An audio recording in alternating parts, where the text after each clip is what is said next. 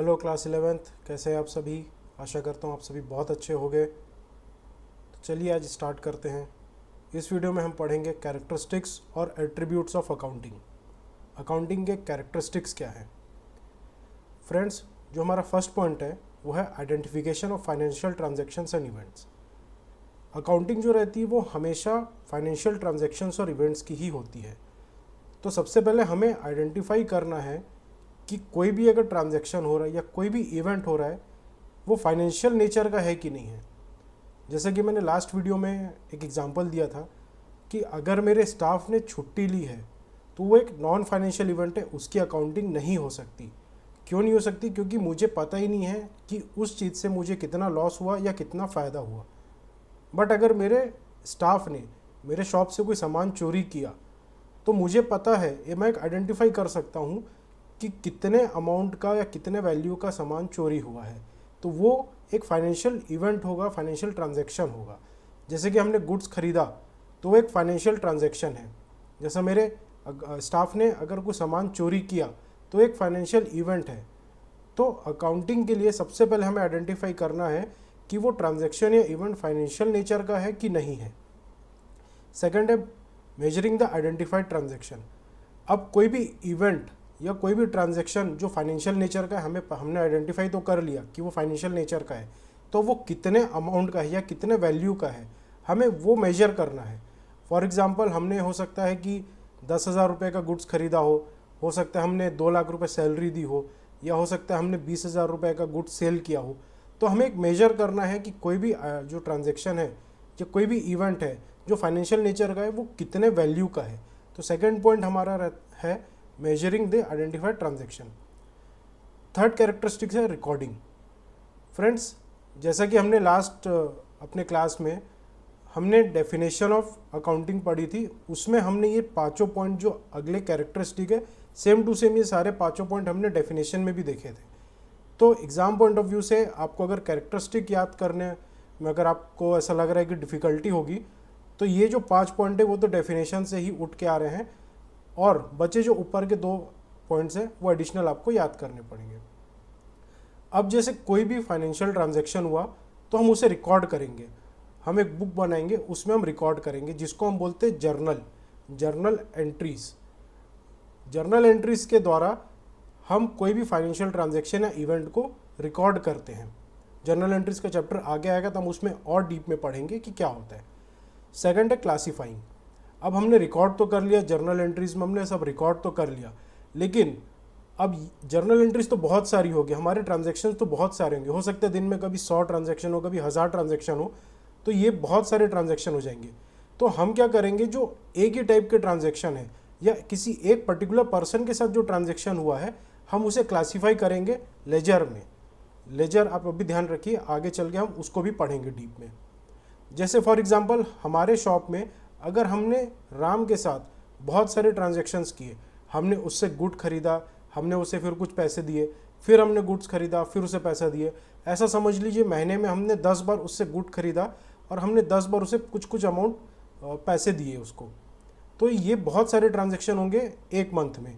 तो उसे हम एक राम का एक लेजर बनाएंगे जिसमें हम वो सारे ट्रांजैक्शंस को उठा के डाल देंगे, ताकि हमें पता चल जाएगा कि राम से हमने कितने का सामान लिया और हमने उसे कितना पैसा दिया है, और हमारा आखिरी में कितना अमाउंट बैलेंस है उसे देने का। या कभी कभी हो सकता है हमने उसे कुछ एक्स्ट्रा अमाउंट दे दिया हो, तो हमें ये भी पता रहेगा कि उसके पास कितने एक्स्ट्रा अमाउंट पड़े हैं हमारे।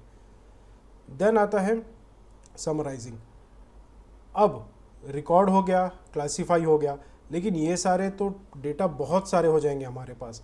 हमारे पास सिर्फ एक राम का ही अकाउंट नहीं होगा, हमारे पास राम, श्याम और भी कितने n नंबर ऑफ पार्टीज़ के हमारे पास रिकॉर्ड होंगे।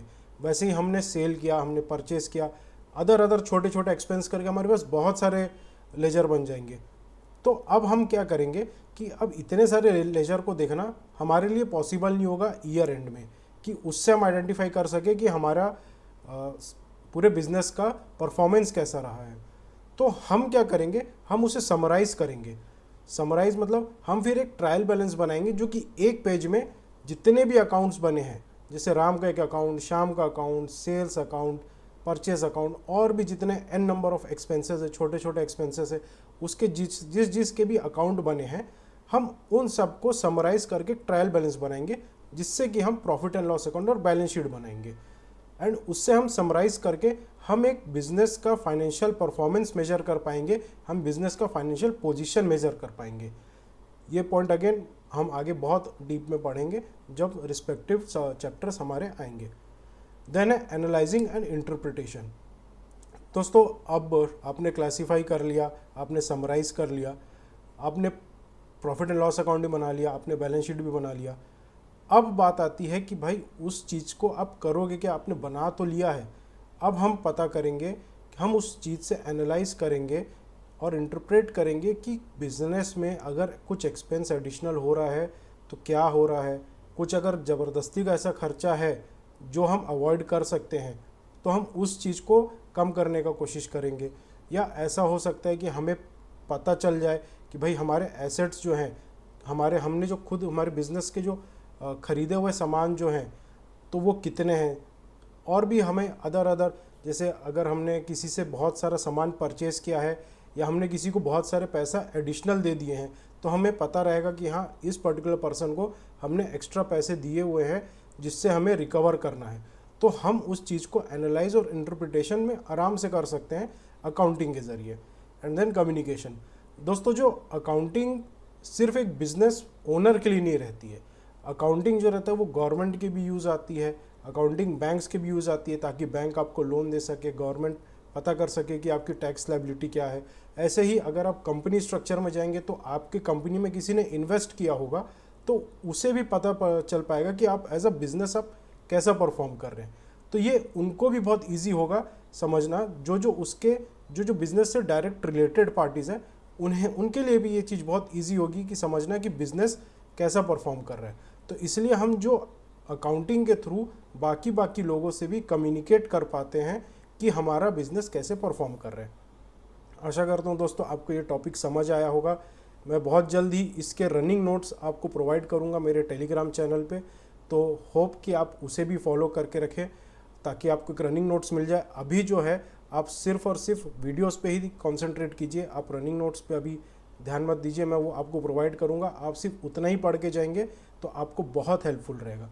अगर ये वीडियो अच्छा लगा तो इसे लाइक कर दीजिए और चैनल को सब्सक्राइब कर दीजिए। Thank you. नेक्स्ट टॉपिक के लिए हम जल्दी मिलेंगे।